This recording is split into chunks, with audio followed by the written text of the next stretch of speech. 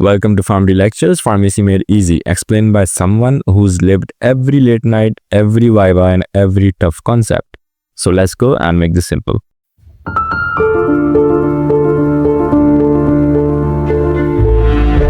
Hello everyone, so we are back with the rabies part 2 और आज हम continue कर रहे हैं अपना रेबीज का लेक्चर। पार्ट 1 में हमने समझा था बेसिक्स, अब पार्ट 2 में हम देखेंगे कि lab test, prevention, treatment, vaccine, उनके स्केड्यूल और पेशेंट मैनेजमेंट हम कैसे कर रहे होते हैं। ठीक है, तो सबसे पहले हम आगे चलते हैं। सबसे पहला हमारा जो टॉपिक है पार्ट 2 का, that is laboratory diagnosis of rabies. ठीक है, not always required, lab test are not mandatory for managing animal bite cases. Most cases are treated based on bite history and symptoms without waiting for lab confirmation. Types of samples and what we test for: saliva, used for virus isolation or detecting viral RNA genetic material. सबसे पहले laboratory diagnosis का मतलब है lab में test करके confirm करने का कि पेशेंट को रेबीज है या नहीं। लेकिन ये ज़रूरी नहीं होता हर केस में, क्योंकि ज़्यादातर डॉक्टर्स सिर्फ बाइट की हिस्ट्री और सिम्टम्स देखकर ट्रीटमेंट स्टार्ट कर देते हैं। ठीक है, अब हम जो सैंपल्स जो लिए जाते हैं, सबसे पहला उसमें हमारे पास आता है सलाइवा। इसमें वायरस होता है, लैब में वायरस आइसोलेशन या आरएनए डिटेक्शन करते हैं। ठीक है, आरएनए का मतलब है genetic material for virus.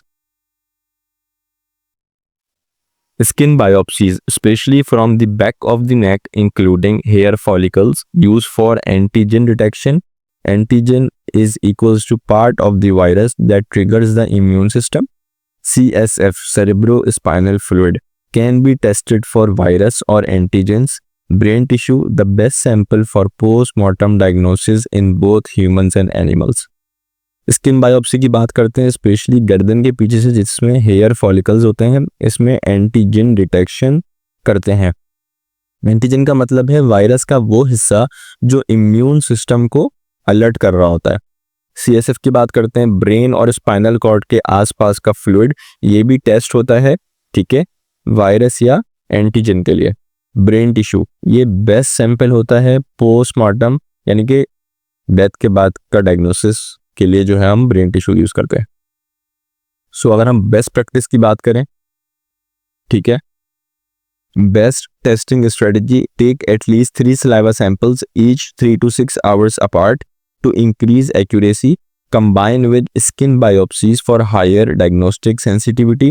Storage: samples should be kept at -20°C or lower to preserve the virus for testing.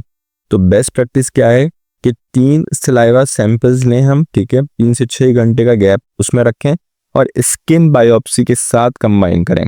Samples हमेशा -20°C या उससे कम टेम्परेचर पर हम स्टोर करें। ठीक है, अब हम बात करते हैं प्रिवेंशन ऑफ रेबीज। हम रेबीज से बच कैसे सकते हैं। ठीक है, तो हमारे पास रेबीज से बचने के 2 मेन तरीके होते हैं। सबसे पहला तरीका होता है pre exposure prophylaxis before risk.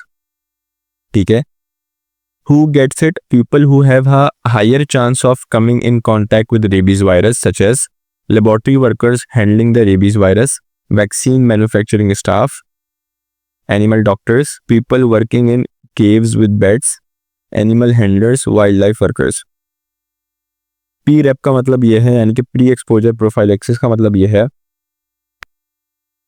जब आप या वो लोग जो हाई रिस्क ग्रुप में आते हो, ठीक है, यानी कि जिनको रेबीज होने के चांसेस ज़्यादा हों। ठीक है, तो पहले से वैक्सीन लगवाना। ठीक है, हाई रिस्क ग्रुप में कौन कौन लोग आते हैं? लेबोरेटरी वर्कर्स जो रेबीज वायरस हैंडल कर रहे होते हैं, ठीक है, जो वैक्सीन बना रहे होते हैं, ठीक है, जो वेट डॉक्टर्स होते हैं, एनिमल डॉक्टर्स होते हैं, जानवरों के जो डॉक्टर्स होते हैं, ठीक है, बैट्स के केव्स में काम करने वाले जो होते हैं, वाइल्ड लाइफ हैंडलर्स जो होते हैं। ठीक है, so basically purpose: protects before possible exposure, makes post-exposure treatment easier and faster if bitten later. How given? Only rabies vaccine is used. No need for immune globulin unless later exposed. Purpose ये है कि अगर future में bite हो भी जाए ठीक है, तो ट्रीटमेंट ईजी हो और फास्ट हो, सिंपल। फिर हम बात करते हैं सेकेंड टाइप की, post exposure prophylaxis after bite या एक्सपोजर। इसको हम कहते हैं PEP भी बोलते हैं इसको, पेप। जब बाइट हो चुका हो या सलाइवा कांटेक्ट हुआ हो सस्पेक्टेड रैबिड एनिमल से, ठीक है। So who gets it? Anyone who has been bitten, scratched or had saliva contact from a suspected rabid animal. What it includes: wound care. Wash the wound immediately with soap and running water for at least 15 minutes. Chemical treatment. Apply disinfectants like povidone, iodine or alcohol to kill virus at the site. Suturing. Stitch the wound only if necessary and ideally after starting treatment. यानी कि हमारा जो wound है, ठीक है, उसको soap या उसको पानी से कम 15 मिनट तक उसको वॉश करें, ठीक है। पोविडोन, आयोडीन या अल्कोहल लगाएं, ठीक है। स्टिचेस सिर्फ ज़रूरत हो और प्रेफरेबली ट्रीटमेंट स्टार्ट होने के बाद करें, ठीक है। Then we have anti rabies immune globulin rabies serum injected into and around the wound to provide immediate antibodies. Rabies vaccine given as per recommended schedule. Antibiotics to prevent bacterial infection of the wound. Tetanus injection if not updated to prevent tetanus. Observe the animal. Watch the biting animal for 10 days. If it stays healthy, risk of rabies is low. अच्छा, anti rabies serum की अगर हम बात करें RIG की, wound के अंदर और आसपास इंजेक्ट करते हैं, ठीक है। वैक्सीन स्केड्यूल के अकॉर्डिंग लगाएं। एंटीबायोटिक्स इन्फेक्शन को रोकने के लिए, ठीक है। टेटनस इंजेक्शन अगर आपको बहुत पहले लगा हो, आउटडेटेड हो, तो टेटनस इंजेक्शन लगवा लें, ठीक है। एनिमल ऑब्जर्वेशन, 10 दिन तक उस एनिमल को देखें, अगर हेल्दी रहा हमारा जो एनिमल है, ठीक है, तो रेबीज का जो रिस्क है वो कम होता है। फिर हम बात करते हैं ट्रीटमेंट ऑफ रेबीज, यानी कि पोस्ट एक्सपोजर, ठीक है। Local wound treatment. Immediate washing. Wash the wound with soap or detergent and running water for at least 10 minutes, 10 to 15 minutes. ठीक है, to physically remove the virus. Disinfection. Apply alcohol, povidone, iodine or any antiseptic to kill the virus. Tetanus prevention. Give anti-tetanus injection if vaccination is not up to date. तो ये लग रहा होगा कि ये slide repeat हो रही है, बट यस, रेबीज का ट्रीटमेंट जब बाइट हुआ हो तो फौरन शुरू करना होता है। उससे पहले सेम थिंग रिपीट होगी, सोप या डिटर्जेंट या वाटर से 10 से 15 मिनट तक उसको वॉश करें। अल्कोहल या पोविडोन, आयोडीन या कोई एंटीसेप्टिक अप्लाई करें। एंटी टेटनस इंजेक्शन अगर बहुत पुराना लगवाया था और आउटडेटेड हो चुका है तो वो लगवाएं। वूंड को इमीडिएटली स्टिच नहीं करें, ठीक है। Avoid suturing stitches, do not close the wound immediately, it may trap the virus inside. वही वाली बात है कि वूंड को इमीडिएटली स्टिच नहीं करें, ठीक है। नो ऑइंटमेंट्स और ड्रेसिंग्स, अवॉइड क्रीम्स और covering the wound that can create a moist environment for the virus. अच्छा, क्रीम्स या ड्रेसिंग्स मत लगाएं, क्योंकि जब आप क्रीम या ड्रेसिंग लगाते हैं ना तो मॉइस्चर अंदर ही उसके रह जाता है। जब मॉइस्चर ट्रैप होगा तो बैक्टीरियल ग्रोथ होने के चांसेस भी ज़्यादा होंगे, ठीक है। और वायरस के लिए भी फेवरेबल इन्वायरमेंट होता है मॉइस्ट इन्वायरमेंट, ठीक है। तो क्रीम्स या ड्रेसिंग को अवॉइड करें। Then we have the anti microbial therapy, antibiotics used to prevent or treat secondary bacterial infections at the wound site. Common options हमारे पास कौन कौन से? amoxicillin, cloxacillin and cefuroxime. If no signs of infection, amoxicillin can be given as prophylaxis to prevent infection before it starts. सही है। कौन कौन सी 3 antibiotic use कर रहे हैं? amoxicillin, cloxacillin और cefuroxime यूज करते हैं। अगर इन्फेक्शन साइंस नहीं है तो amoxicillin prophylaxis के लिए दे सकते हैं कि अगर इन्फेक्शन होने से पहले, यानी कि स्टार्ट होने से पहले उसको प्रिवेंट कर सकें, ठीक है।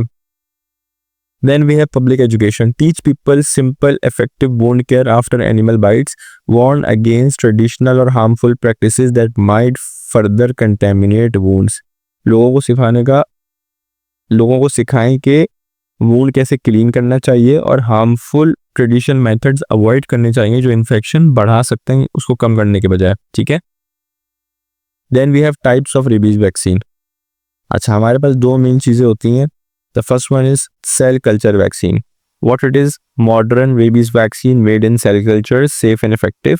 Who gets it? Use for both pre exposure prophylaxis, यानी कि जिनको हुआ नहीं है but they are at risk तो उनको भी दे सकते हैं। पोस्ट एक्सपोजर प्रोफाइलैक्सिस, जिनको हो गया है, बाइट हो गया है, एक्सपोज हो गए, उनको भी दे सकते हैं। Why important? Procedures long lasting immunity against rabies. Okay, so why it is important? Because it produces long lasting immunity against rabies। अच्छा,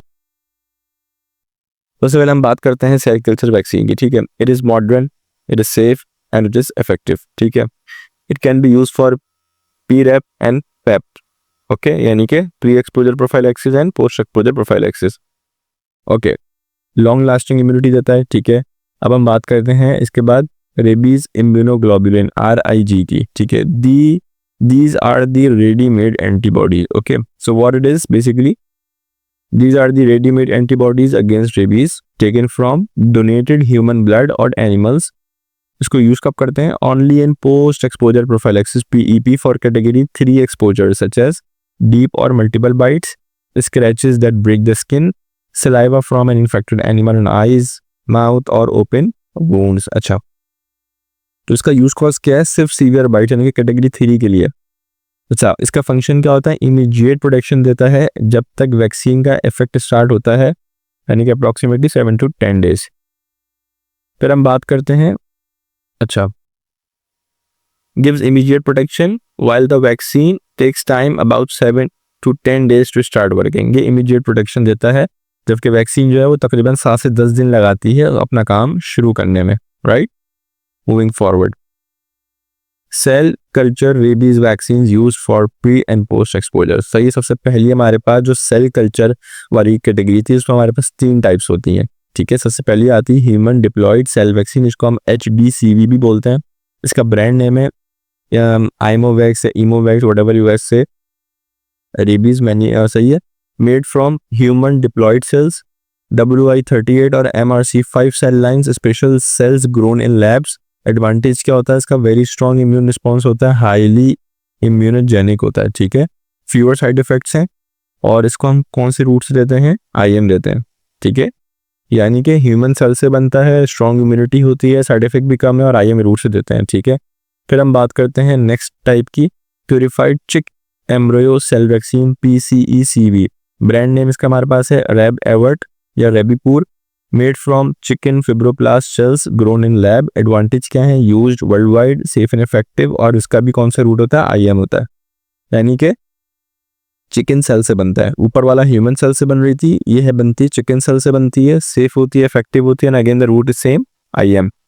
then we will discuss about the purified vero cell rabies vaccine PVRV। Brand name इसका है Verorab या Indirab. Made from vero cells kidney cells from African green monkey. Vero cells किसको बोल रहे हैं?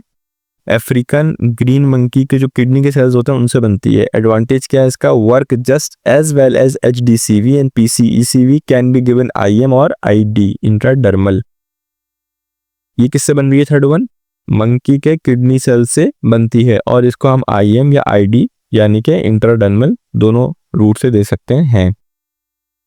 Then we will discuss about the rabies immunoglobulin RIG used only in post exposure for severe bites। ठीक है, so we have 2 types of it, human rabies immunoglobulin HRIG source taken from blood plasma of human donors vaccinated against rabies। Dose की कितनी आती है? 20 international units per kg body weight। How given? Injected around the wound and remaining amount given intramuscular। यानी कि human plasma से बनती है। ठीक है, 20 इंटरनेशनल ह्यूमन प्लाज्मा से बेसिकली बनती तो नहीं है, but it is taken from human plasma. ठीक है, सो 20 इंटरनेशनल यूनिट पर kg की डोज जारी होती है। ठीक है, वूंड के अंदर इंजेक्ट करते हैं और बाकी इंट्रामस्कुलर देते हैं। Then we have ERIG equine rabies immunoglobulin source from horse serum. Dose 40 international units पर kg बॉडी वेट से जाती है।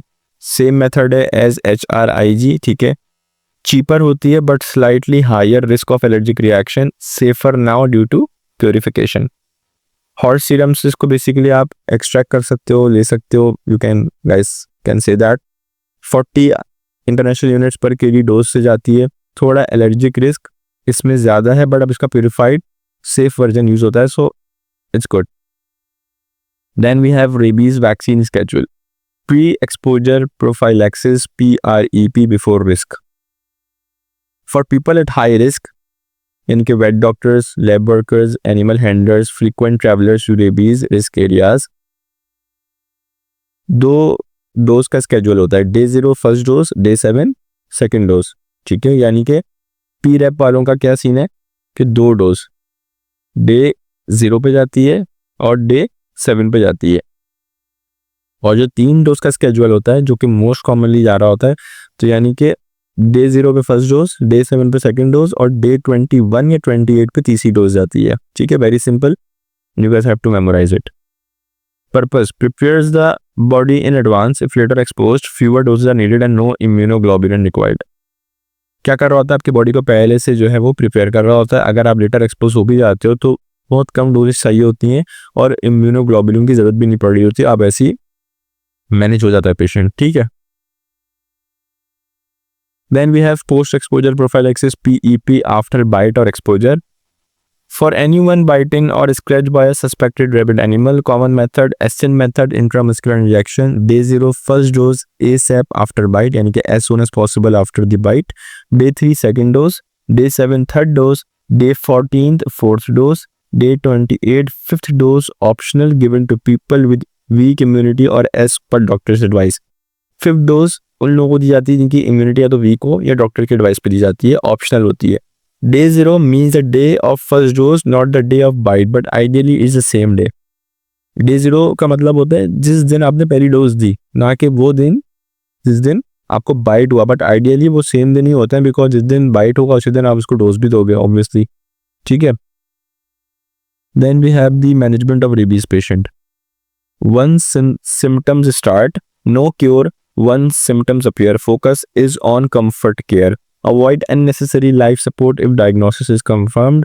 Medications for comfort and control of symptoms. Diazepam देते हो, क्या करता है? Helps relax muscles and reduce anxiety.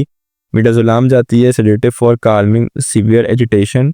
Haloperidol plus diphenhydramine controls hallucinations, restlessness and help with sedation. So once the symptoms appear, cure नहीं होता, सिर्फ कंफर्ट केयर होती है, ठीक है।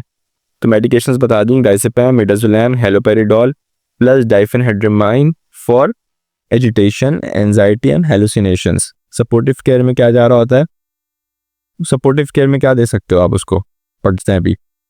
Avoid invasive procedures, tubes, intubation to reduce distress, provide emotional support for patient and family, ensure physical comfort, quiet environment, minimal disturbance, यानी कि quiet room हो, कम से कम डिस्टर्बेंस हो, इमोशनल और फिजिकल सपोर्ट दें आप, ठीक है। इन्फेक्शन कंट्रोल में क्या जा रहा होता है उसके बाद, the third one is infection control. Admit patient to a quite draught free isolation room. All health care workers and family should wear PPE, gown, gloves, mask, goggles wear near the patient. Prevent spread to others handling saliva और other secretions, यानी कि PPE basically पहने for health care workers and family. PPE the same thing that people used to wear it during the COVID time, so it's the same thing. Now we will move towards the conclusion. So rabies is 100% preventable but always fatal once symptom begin. Prevention is key. Timely pre-exposure PrEP and post-exposure PEP vaccination saves lives. Modern vaccines HDCV, PCECV, PVRV are safe, effective and WHO approved. Public education is vital. Vaccinate pets, especially dogs. Wash wounds immediately after bites. Seek medical help without delay. यानी कि rabies 100% preventable है, लेकिन symptoms start होने के बाद फेटल होता है। Prevention ही best cure है। टाइमली वैक्सीनेशन, पेट वैक्सीनेशन, वूंड वॉशिंग और मेडिकल हेल्प लेना ज़रूरी है, लेनी चाहिए। मॉडर्न वैक्सीन्स सेफ और इफेक्टिव हैं, और एजुकेशन सबसे बड़ा वेपन है रेबीज के अगेंस्ट के you need to educate people first, ठीक है। So this was our rabies part 2, and अगर आपको लेक्चर पसंद आया तो चैनल को ज़रूर सब्सक्राइब करें और वीडियो को ज़रूर शेयर करें, और कोई भी सवाल हो, कोई भी चीज़ पूछनी हो, ठीक है, you guys comment down below and I will definitely reply to each and every comment. Okay, so signing off until next lecture. Till then, take care of your health, revise your notes and keep memorizing, and best of luck for your exam. So फिर हम मिलते हैं अगली video में एक अगले नए lecture के साथ. So this was Pharmacy Lectures, Pharmacy Made Easy, because I have been through where you are right now and I know how hard it gets. So if this helped you, pass it on, take care, keep learning, and Allah Hafiz.